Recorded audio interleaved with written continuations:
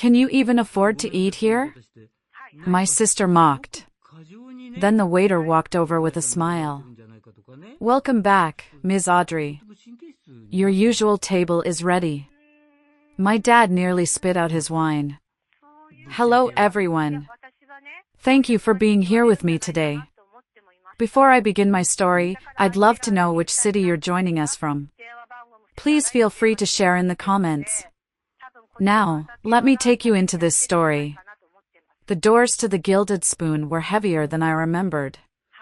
Or maybe it was just the weight in my own chest making them feel that way. I pulled, and the scent of the place washed over me, a mix of saffron, reduced wine, and the subtle perfume of fresh herbs that I insisted on having delivered twice a day. Usually, that aroma centered me. It was the smell of my hard work, my dream made real. But tonight, it only twisted the knot in my stomach tighter. I had chosen my outfit with the care of a soldier polishing their armor for battle. A simple black dress, understated and elegant. A single strand of pearls that had belonged to my grandmother, the one person in my family who I think would have actually understood me. My hair was pulled back in a sleek bun. I knew my family would misread it all.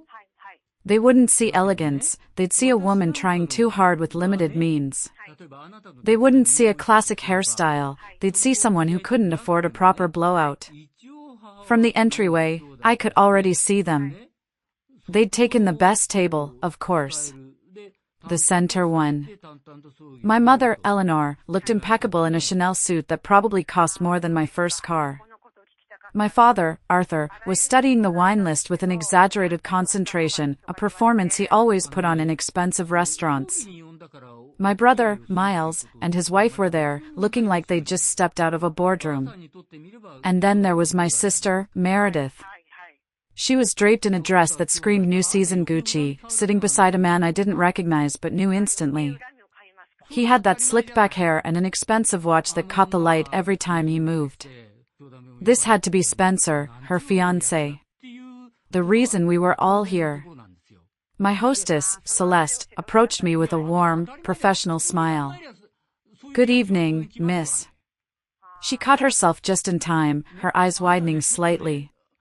I gave her the most subtle shake of my head, a silent plea. She understood immediately.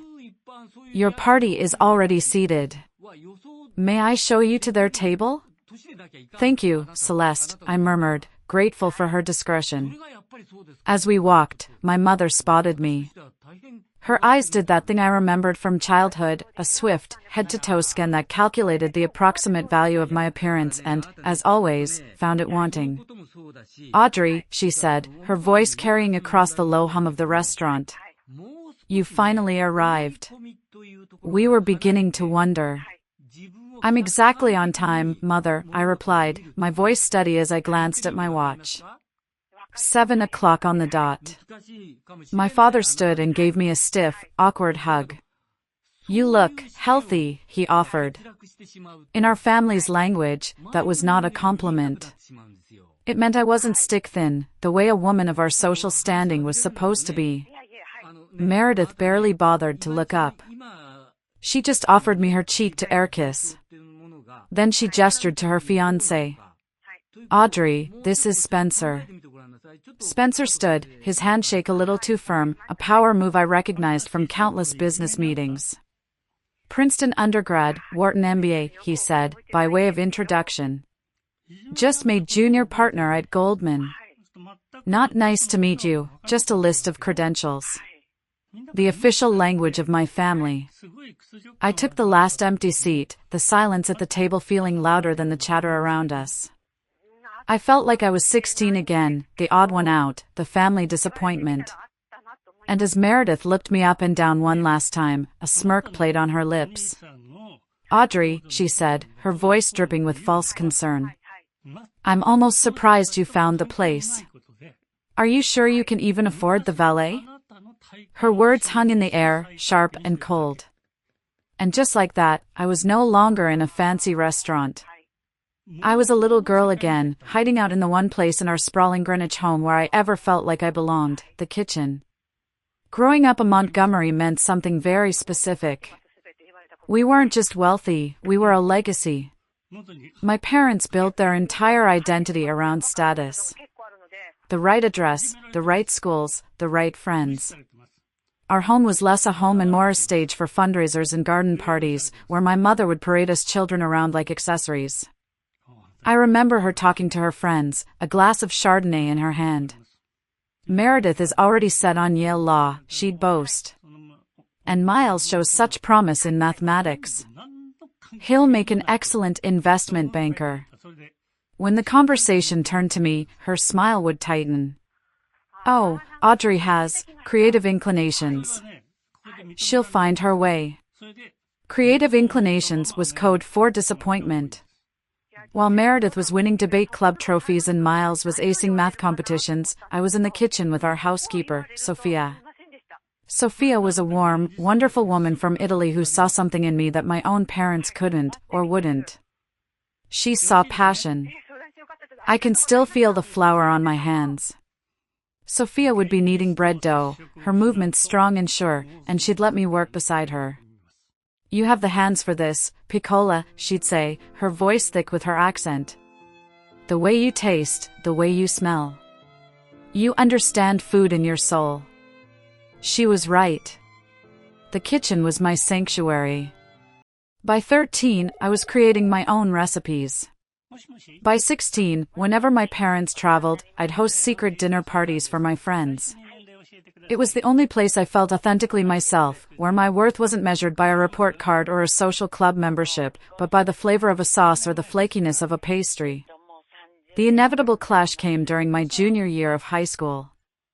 I sat my parents down in my father's study, the room smelling of old books and his expensive whiskey. I told them I wanted to go to culinary school. My father, Arthur, just stared at me over the rim of his glass. The silence stretched on for an eternity before he finally spoke, his voice dangerously quiet. Audrey, the Montgomerys hire chefs, we don't become them. That is servant's work. Servant's work. The words hit me like a slap. All the joy I found in creating, all the passion Sophia had nurtured in me, reduced to something shameful. To them, my dream wasn't a career, it was a stain on the family name. The discussion was over before it even began. There would be no culinary school. There would only be business school, at Dartmouth, where my father and grandfather had gone. It was the Montgomery way. So, I did what was expected of me. I went to Dartmouth. I sat through lectures on microeconomics and corporate finance, my mind a million miles away, dreaming of flavor profiles and plating techniques. On the surface, I was the dutiful daughter, finally on the right track. But underneath, I was living a double life. I found ways to feed my passion in secret. I took food science and nutrition courses, justifying them to my parents as being complementary to business administration. It was a stretch, but they bought it. The real rebellion, though, happened in my tiny off-campus apartment. I started an underground supper club. It began small, just a few friends. But word got out. Soon, I was charging other students for elaborate 5-course meals. The food was ambitious, innovative, everything I couldn't learn in my business classes. And every penny I made from those dinners, I funneled directly into my secret education. On weekends, while my classmates were at football games, I was driving 3 hours to take workshops with local chefs, soaking up every bit of knowledge I could. It was exhausting. I was constantly juggling 2 identities, the respectable business student and the passionate, secret chef. I felt like I was being pulled in 2 different directions, and I knew, deep down, that something had to give. The breaking point came during my first year of grad school. I was 6 months into an MBA program that was making me profoundly, deeply unhappy. It felt like I was suffocating. Then, the universe sent me a sign. A world-renowned French culinary master, Chef Antoine Dubois, a man with 3 Michelin stars and a reputation for being a genius, visited campus for a lecture. There was a reception for him, and I had managed to get on the student catering team for the event. I poured my entire soul into one dish, a complex reduction sauce I had spent weeks perfecting from books and videos. During the reception, I saw him taste it. He stopped, his eyes closed for a moment. Then he looked around the room, searching. He found me in the corner, a nervous student in a cheap catering uniform. He pulled me aside, his accent thick but his eyes deadly serious. "Who taught you to make a reduction like this?" he asked. I taught myself," I stammered. He just stared at me for a moment, and then he handed me his business card.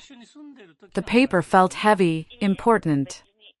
"You are wasting your life in a business school," he said, his voice firm. "Come to my kitchen in New York.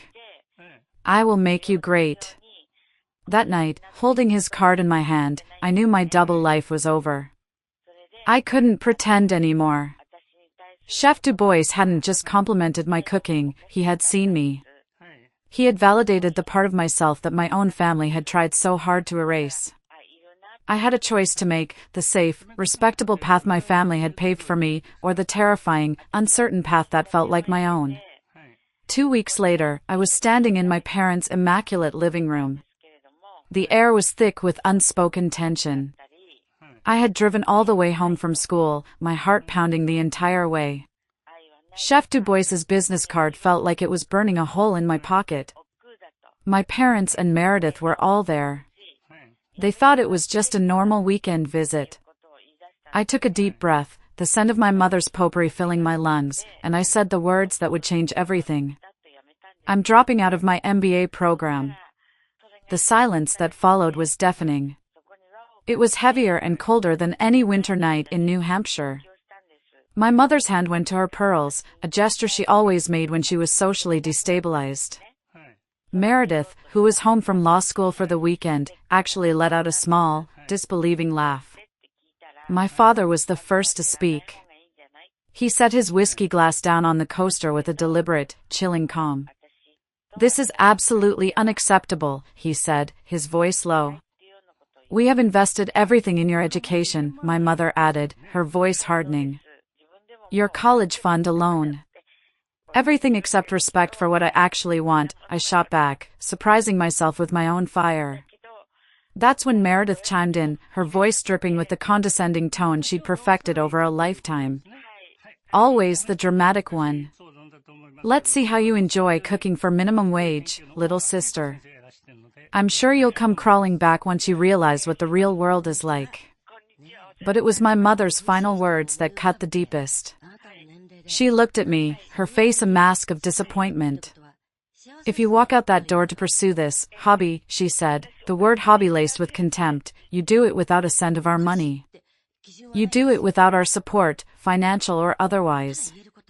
You will be on your own." I looked around the room at my family. My father, rigid with anger.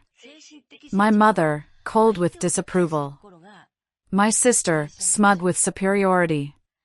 And my brother, Miles, just looked embarrassed for me. In that moment, I realized they weren't just rejecting my career choice. They were rejecting me. The real me. There was nothing left to say. I turned and walked out of that room, out of that house, and out of the life they had planned for me.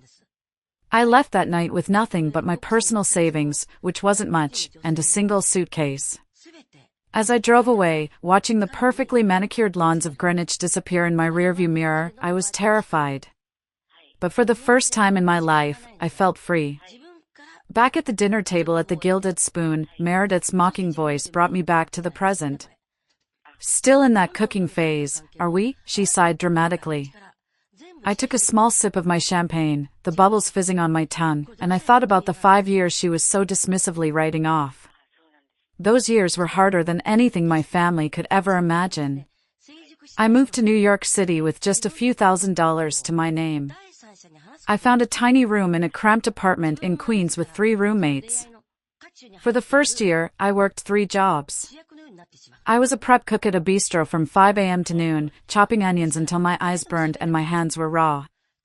Then I'd run to my second job as a line cook at a midtown restaurant, working the dinner rush from 1 p.m. to 10 p.m. in a brutally hot kitchen. On weekends, I'd pull shifts at a bakery, getting there at 3 a.m. to start the bread. I slept maybe 4 hours a night. My arms were a roadmap of burns and cuts. There were nights I was so exhausted, I'd fall asleep on a sack of flour in the corner of the stockroom during a 10-minute break. I cried from sheer exhaustion, from loneliness, from the constant pressure. There were times I'd look at my tiny paycheck and wonder how I was going to afford rent, let alone the student loans I had to take out for culinary school. But as hard as it was, something incredible was happening. Under Chef Du Bois's mentorship, I was thriving. The intensity of his kitchen, the discipline, the relentless pursuit of perfection, it fed a part of my soul that business school had starved. I became his sous chef within 18 months. He pushed me harder than I'd ever been pushed, and I discovered a strength in myself I never knew I had. The opportunity that changed everything came about 2.5 years ago. I was working a private event at Chef Du Bois's restaurant. An investor, a man named James Warren of Warren Capital, tasted a dish I had created. He asked to meet the chef. When he saw me, this young woman in her mid-20s, he was surprised. He told me it was the most innovative thing he'd tasted in years. We talked for hours that night. I told him about my dream, a restaurant that blended classic technique with a modern, artistic sensibility. A place that was elegant but not stuffy, where the food was the star. He saw my vision. He saw my passion. James became my lead investor. We found this very space, which was a failed nightclub at the time. I oversaw everything. I designed the menu, I hired the staff, I even helped pick out the custom plates. We opened the Gilded Spoon 2 years ago to immediate acclaim. 6 months later, we were profitable. And 3 months after that, I used the restaurant's success to secure a business loan and buy out my partners. I've been the sole owner for over a year now. The irony wasn't lost on me, I ended up using that business education after all. I kept all of this from my family. I wanted, for once, to have something that was entirely mine, built on my own terms, not as a way to finally win their approval. The first course arrived, silencing the awkward conversation. It was an amuse-bouche, a single, perfect bite-sized sphere of compressed watermelon with fermented black garlic and a microgreen I sourced from a specialized urban farm. Jessica, one of my most experienced servers, placed one in front of each person. Compliments of the kitchen, she announced, her eyes meeting mine for just a second, a flash of loyalty in her professional gaze. "Is this all?" Meredith asked, poking at the single bite with her fork, her face a mask of disappointment. "I'm famished." "It's an amuse-bouche, Meredith," I explained calmly. "A small bite to open the palate. The meal hasn't actually started." "I know what an amuse-bouche is, Audrey," she snapped. "I'm not some uncultured slob just because I went to law school instead of playing with food." I watched as they each tasted my creation. My mother took the smallest possible nibble, ever conscious of her figure. My father popped the whole thing in his mouth without a second thought. Miles and his wife at least seemed to savor it. Spencer, the fiancé, made a big show of analyzing the flavors like a wine connoisseur, using terms that made absolutely no culinary sense. "Ah, yes, a very pungent mouthfeel," he declared, nodding sagely. Only Meredith left hers untouched. "I don't do raw garlic," she announced loudly. The black garlic was anything but raw. It had been fermented for 60 days in a temperature-controlled environment, a process I had spent 3 years perfecting. But I just bit my tongue. As our next course arrived, a delicate composition of heirloom tomatoes and house-made ricotta, Spencer swirled his wine. "Decent wine list here," he announced to the table. "Not exceptional, but passable." I had to hide my smile. My sommelier, Jose, who was passing by, shot me a quick glance. I gave him a subtle, reassuring nod. I had poached Jose from a 3-star Michelin restaurant in Paris. He had turned down offers from all over the world to work with me, to build my wine program. And Spencer, the junior partner at Goldman, had just declared his life's work passable. My mother pushed the artfully arranged tomatoes around her plate. "The portion sizes here are ridiculous," she commented. All this expense for 3 bites. It's about quality over quantity, mother, I said. It's a tasting menu. My father grumbled in agreement with her. In my day, restaurants gave you a proper meal for your money. This haute cuisine nonsense is just a way to charge more for less food. I sat there, listening to them critique my food, my wine list, my portion sizes, all while being completely oblivious. It was the most surreal, infuriating experience of my life. And the evening was just getting started. As the plates were cleared, the conversation, inevitably, turned back to me. It was my mother who started it, setting down her glass and fixing me with her full attention. So, Audrey dear, she began, her tone falsely sweet. Surely by 29, you're thinking about settling down. All this, focus on your career must be lonely. She didn't wait for me to answer. There's that lovely son of Margaret Whitley. He's in hospital administration, I believe. Very stable. I could give her a call. I'm not looking to be set up, mother, I said, my jaw tightening. Well, your options will get more limited with each passing year, she persisted, especially in your situation. My situation, of course, being that I was an unmarried woman in a hobby career with no financial backing from the family. The next course arrived, seared scallops with a brown butter emulsion. Before I could even taste it, Meredith cut in, her tone sharp. She's probably a hostess somewhere, right, Audrey? Putting that business degree to good use seating people and handing out menus. She laughed at her own joke. There's no shame in that, my father interrupted, managing to sound both defensive and condescending at the same time. Everyone has to start somewhere. Though after 5 years, one would have expected some sort of promotion. I've been promoted, I said quietly. Into what? Assistant manager at Applebee's? Meredith laughed again. Even Miles, who usually stayed quiet, chimed in. Not everyone can handle the corporate path, Audrey. We get it.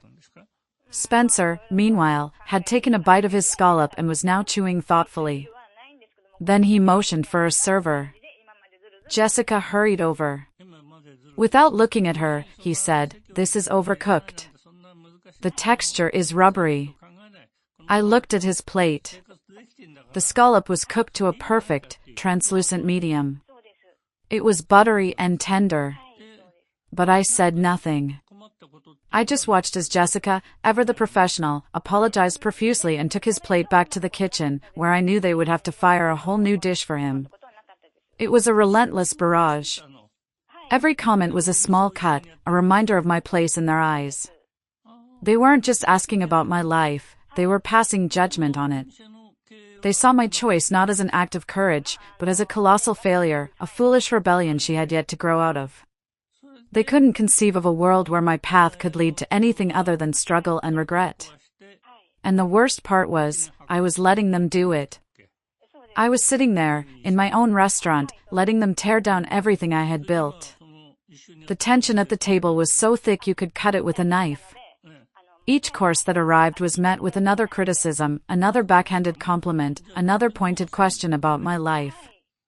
They talked about Meredith's wedding plans, the drama over the guest list. Apparently, a recent messy divorce between two prominent families meant they couldn't be seated in the same section. They talked about Miles's latest deal at his firm and Spencer's bonus. Every topic of conversation was a reminder of the world I had left behind, a world of status and success measured in dollars and titles.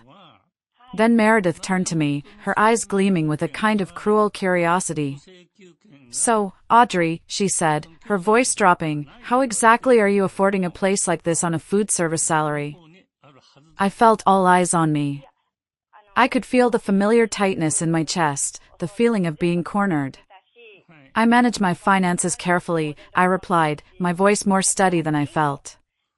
"Oh, please," she scoffed, leaning forward. "A dinner here costs more than you probably make in a week. Who are you dating? Is he paying for this?" "I'm not dating anyone," I said evenly. "Then how?" she pressed, her voice getting louder. "Are you in debt?" Are you maxing out your credit cards just to keep up appearances for one night? Because we all rearranged our schedules to be here tonight, at this incredibly exclusive restaurant you suggested. That was a lie. I hadn't suggested it, I had just accepted the invitation. But I didn't correct her. No, she continued, her voice rising with self-righteous anger. I want to know. We've spent this entire evening pretending everything's fine, that your choice to throw away your education and your entire college fund hasn't left you struggling. I think we deserve some honesty. The table fell silent. The question hung in the air, so deliberately insulting that even my parents looked uncomfortable. Meredith, my mother murmured, a weak attempt at intervention. No, I want an answer, Meredith insisted, her eyes locked on mine. She leaned in closer, her voice a venomous whisper that everyone at the table could hear. Tell us, Audrey. Can you even afford to eat here? There it was. The question that summed up everything they thought of me. That after all these years, my worth was still measured by the money they assumed I didn't have.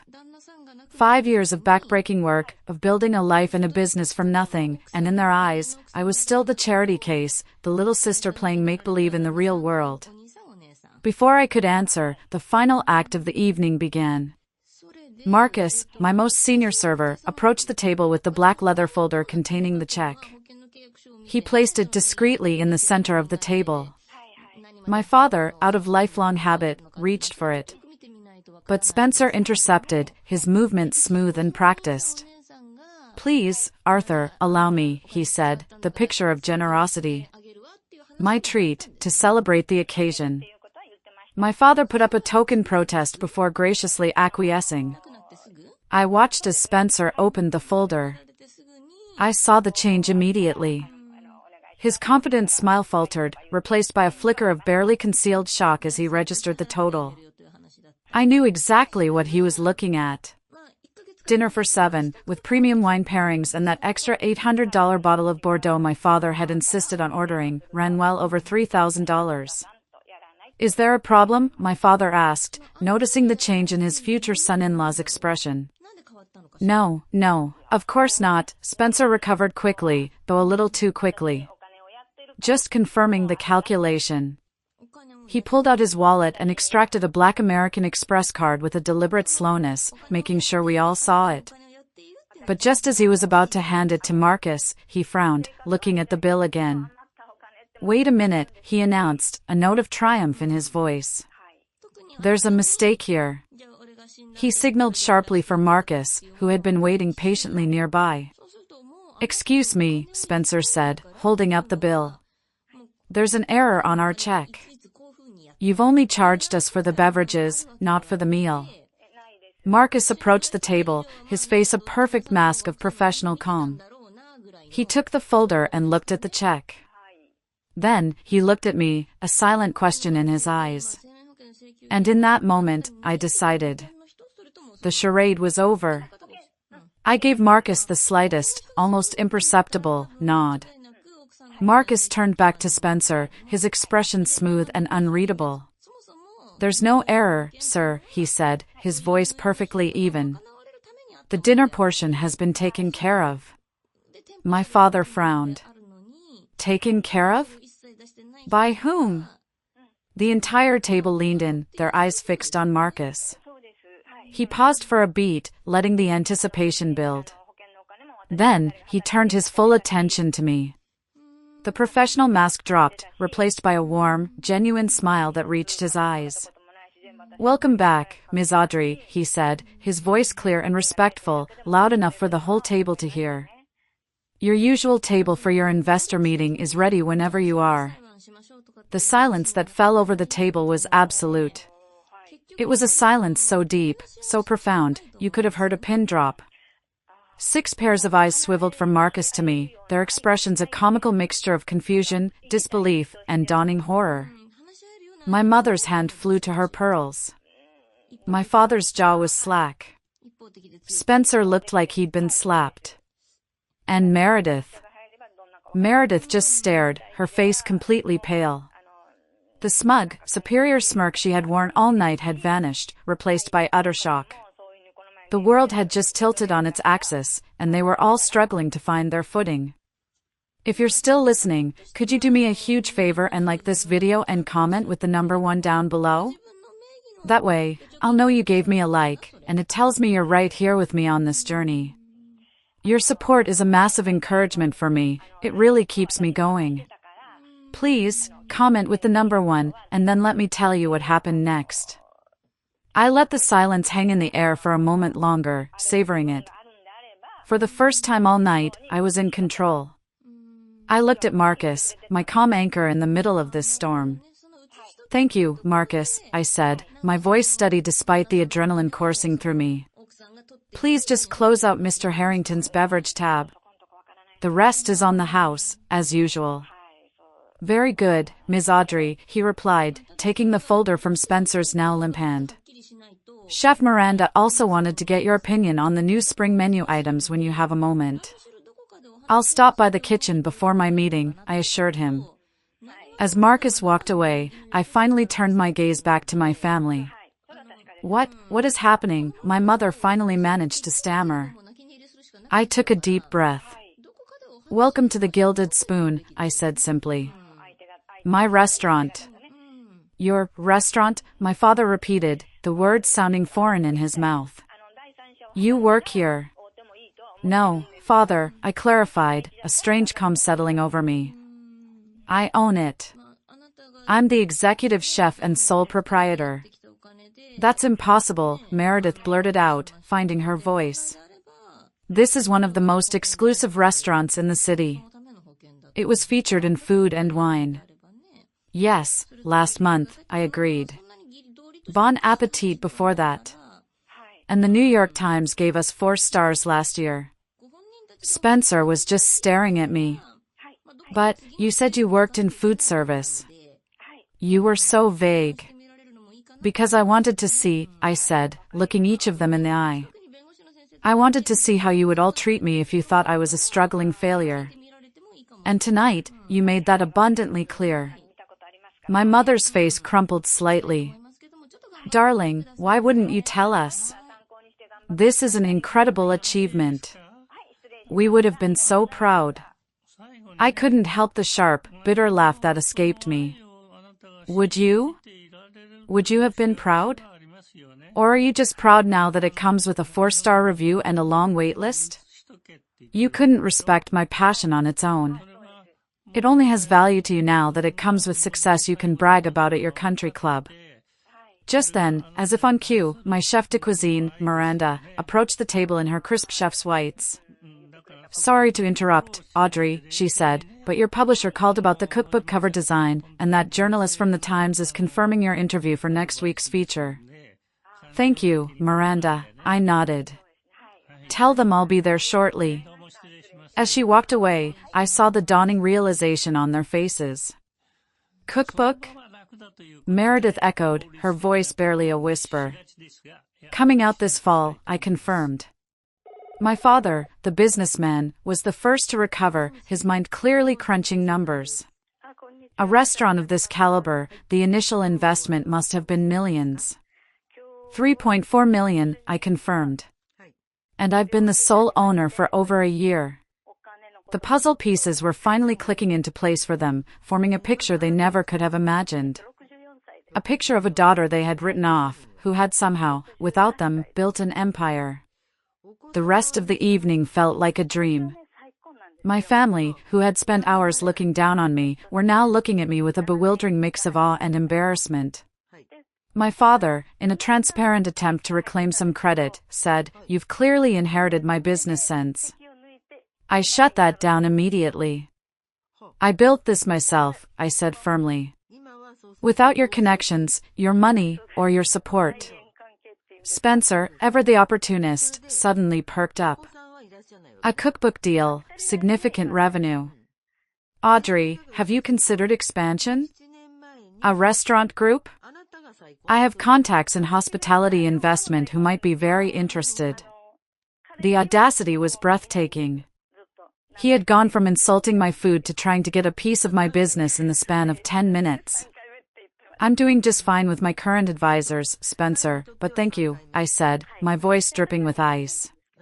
It was my mother who tried to smooth things over, her socialite instincts kicking in. Darling, this is all so impressive. We should celebrate properly. Perhaps we could all have brunch this weekend at the club? I don't think so, I said, rising from my seat. I have a business to run. I looked at them, seeing them clearly for the first time in years.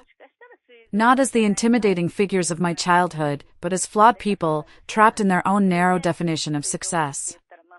Audrey, wait, Meredith said, stepping forward. Her usual sharp edge was gone, replaced by something I hadn't heard in years, vulnerability. The things I said tonight, they were unkind. I owe you an apology. They were honest, I replied. That's the silver lining. I finally got to see exactly how you all view me when you think I have nothing. My father finally spoke, his voice heavy. You're right. We should have supported your passion regardless of the outcome. We were wrong. Coming from him, that admission was monumental. Where do we go from here? My mother asked, genuine uncertainty in her voice. I took a deep breath. I don't know yet, I answered honestly. But if we're going to have any kind of relationship, it has to be on different terms.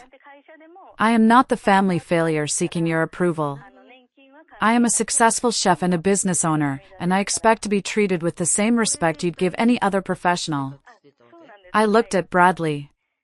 And that means no attempts to network through my restaurant. He had the grace to look embarrassed.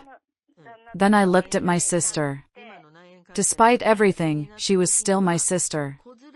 I'll be at your wedding, I said. And if you'd like, as my gift, I can host the rehearsal dinner here. Her eyes widened. You would do that? You're my sister, I said simply. But this is me offering something I'm proud of. On my own terms. She nodded, a genuine smile finally passing between us. I understand. And I would be honored. The 2 weeks that followed that dinner were a whirlwind. But in the quiet moments, after the last customer had left and the kitchen was clean, I would sit at my favorite table and reflect. Brunch that Sunday had been interesting. I took them to a tiny, hole-in-the-wall place in the East Village run by an old colleague. My parents were visibly uncomfortable with the mismatched chairs and graffiti on the walls, but the food, simple, unpretentious, but masterfully executed, won them over. I never knew simple eggs could taste like this, my father had admitted. It was a small step, but it was a start. The calls started coming. My mother, asking genuine questions about my work. My father, sending me an article about female chefs breaking barriers. Even Miles called, asking if he could bring his kids to see the kitchen sometime. I want them to know, he'd said, that success doesn't have to look the same for everyone. These were fragile beginnings. Not the dramatic, tear-filled reunion of a Hollywood movie. Real healing, I was learning, happens in small gestures, in the gradual rewriting of old patterns. But the most significant change wasn't in them. It was in me. The validation I had once so desperately craved from them now felt strangely unnecessary. I hadn't proven myself to them, I had proven myself to myself. That realization changed everything. I launched a mentorship program for young chefs from disadvantaged backgrounds, offering them the guidance I had fought so hard to find. Watching their confidence grow brought me a satisfaction deeper than any 4-star review. Tonight, sitting here in the quiet of my empty restaurant, my notebook is open to a blank page. I've been struggling to write the introduction to my cookbook. But now, the words finally came. Food has always been my truest language. When words failed, I spoke through flavors. The dishes in this book are more than recipes, they are chapters of a life lived in pursuit of authenticity, not approval. 5 years ago, I stood at a crossroads between expectation and passion. Choosing passion cost me dearly at first, but it ultimately led to the richest feast I could have imagined. Not merely in professional success, but in the discovery that the true feast isn't measured by external validation, but by the courage to honor your own voice, even when it's just a whisper against the shouts of doubt. I set down my pen. I had done it. I had built this life, this success, this happiness, not because I needed to prove my worth to them, but because I couldn't imagine living any other way. In choosing my own path, I had found something more valuable than their approval. I had found myself. Thank you so much for listening to my story. It means the world to me to be able to share it with all of you. Have you ever had to choose between what others expected of you and what your own heart was telling you to do? I would love to hear your stories in the comments below. Please don't forget to like this video if it resonated with you, and subscribe for more stories. Remember, the most important approval you will ever receive is your own. Thank you for being here. And so, Audrey's story becomes a powerful reminder that true success is not defined by the validation of others, but by the courage to honor our own passions and values. In a world that often measures worth by titles, wealth, or societal expectations, Audrey's journey teaches us that the most fulfilling path is the one where we stay true to ourselves, even when the odds seem insurmountable. Her resilience, determination, and unwavering belief in her vision illuminate the strength we all carry within us when we dare to pursue what truly sets our hearts on fire. This story also challenges us to reflect on how we perceive and support the dreams of those around us. It's a call to celebrate individuality, to nurture the unique talents of others, and to recognize that success comes in many forms, not just the ones we expect. Audrey's family learned this lesson the hard way, but it's never too late to change, to grow, and to rebuild relationships on a foundation of mutual respect and understanding. What about you? Have you ever faced a moment where you had to choose between following your heart and meeting others' expectations? Share your thoughts or simply comment good if this story resonated with you. Let's celebrate the courage to be authentic together.